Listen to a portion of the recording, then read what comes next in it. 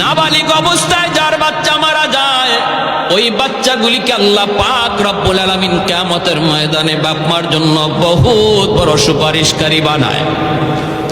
বাচ্চাগুলি আল্লাহর কাছে ডাক দেয়া কয়, মালিক, ও মালিক, তুমি আমারে দুনিয়াতে পাঠাইছো, পাঠানোর সময় আমার মা কত কষ্ট করছে, জান বের হয়ে যায় অবস্থা।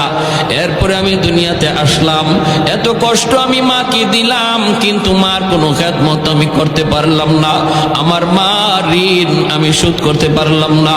আল্লাহ, আজ যদি তুমি আমাকে জান্নাতে দিতে চাও, আমার মা বাবা সারা জান্নাতে যাইবো না, হয় আমার বাপ মার সাথে জাহান্নামে দিয়ে দাও, হয় আমাকে আমার বাপ মার সাথে জাহান্নামে দিয়ে দাও।